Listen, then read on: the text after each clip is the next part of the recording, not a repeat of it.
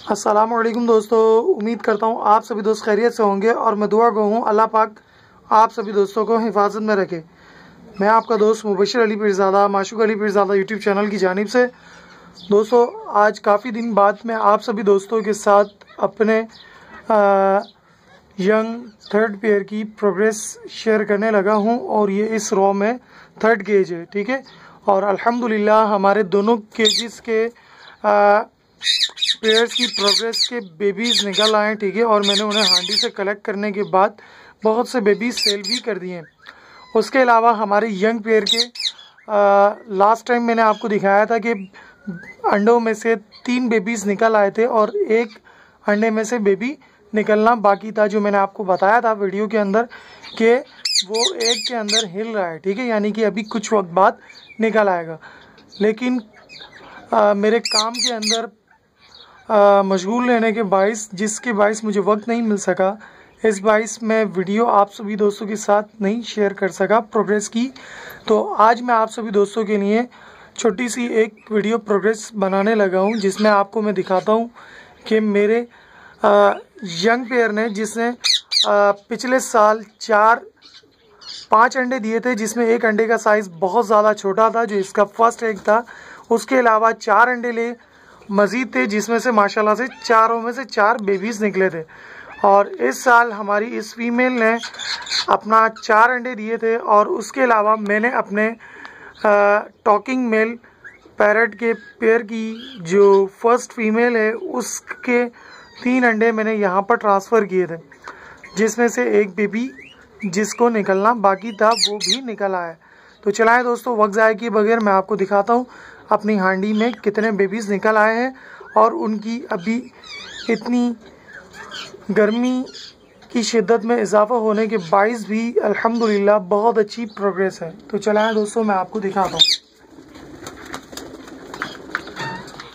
तो आप लोग यहाँ पर देख सकते हो कि अल्हम्दुलिल्लाह हमारी इस हांडी के अंदर हमारे 4 बेबीज़ निकल आए, फर्स्ट, सेकंड और ये पीछे थर्ड और ये वाला बेबी हमारा फोर्थ है, ठीक है। उसके अलावा एक और मज़ीद अंडा था जो कि मैंने निकाल दिया, उसमें बेबी था लेकिन वो मर चुका था। तो मैं आपको दिखा देता हूँ हमारे बेबीज़। तो आप देख सकते हो माशाल्लाह से बहुत अच्छी प्रोग्रेस है, ठीक है, मेरे इस पेयर की। हालांकि इसका ये पिछले साल इसने 2 क्लच दिए थे और इस साल इसका ये फर्स्ट क्लच है। माशाल्लाह से अच्छी ब्रीडिंग प्रोग्रेस है, यानी कि फर्स्ट क्लच में इस साल इसने 4 बेबीज़ निकाले। तो उम्मीद करते हैं कि ये अपना सेकंड क्लच भी देगा मेरे इस क्लच को उठाने के बाद। तो ये रहा इसका सबसे बड़ा बेबी। तो दोस्तों ये वाला बेबी तो रेडी है हैंड फीडिंग के लिए, उठाने के लिए, क्योंकि इसकी आइज़ भी ओपन है, ठीक है, और ये हेल्दी भी है माशाल्लाह से, ठीक है दोस्तों। उसके अलावा जो दूसरे दीगर बेबीज़ हैं उनकी अभी आइज़ ओपन नहीं हुई हैं प्रॉपर तरीके से, तो वो लिहाजा अभी छोटे हैं। तो मैं तकरीबन 2 वीक्स के अंदर अंदर इनके बेबीज़ को भी कलेक्ट कर लूँगा हैंड फीडिंग और सेल के लिए। तो इंशाल्लाह जैसे ही इनकी प्रोग्रेस मज़ीद अपडेट होगी तो मैं आप सभी दोस्तों के साथ शेयर करूँगा इंशाल्लाह। तो दोस्तों उसके अलावा हमारा जो न्यू पेयर है इस साल का, उसने अपनी सेकंड ब्रीडिंग के लिए अंडे ले कर दिए हैं, ठीक है। और इंशाल्लाह उसकी बहुत जल्दी वो सेकंड क्लच के अंडे दे देगा, क्योंकि अभी फीमेल का बिहेवियर नॉर्मल हो चुका है और उसके अलावा फीमेल अभी हांडी में वक्त गुजारने लगी है, मुसलसल क्रॉस भी हो रहे हैं और इंशाल्लाह बहुत जल्द जैसे ही अंडे देंगे मैं आप सभी दोस्तों के साथ शेयर करूँगा। और हमारे दीगर जो पेयर हैं, ठीक है, जो इन्होंने बेबीज़ निकाल लिए हैं और उनके बेबीज़ मैंने कलेक्ट करने के बाद बहुत से सेल भी कर दिए हैं और कुछ बेबीज़ मैंने आप सभी दोस्तों के लिए न्यू जेंडर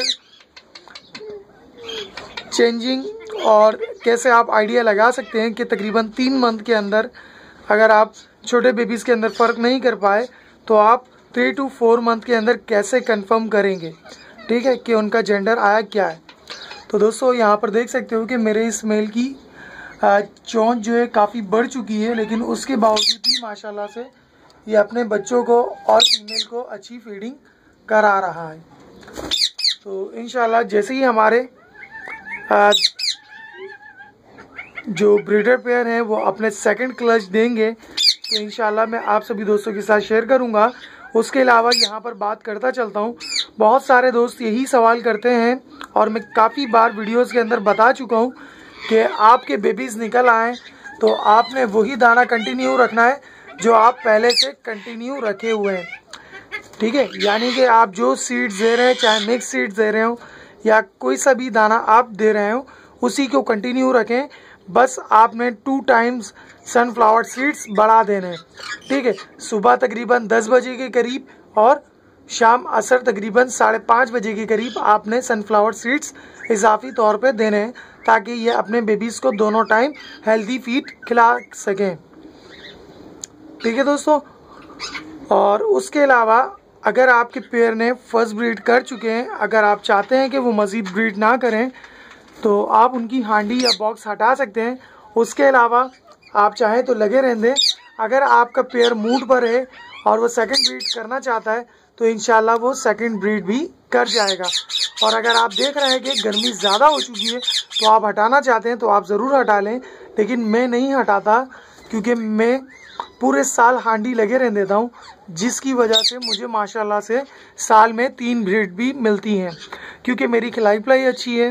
मैं अपने पैरेट्स की बिहेवियर चेंजिंग और उनके मूड के हिसाब से उनके दाने की सीड्स को चेंज करता रहता हूँ, ठीक है।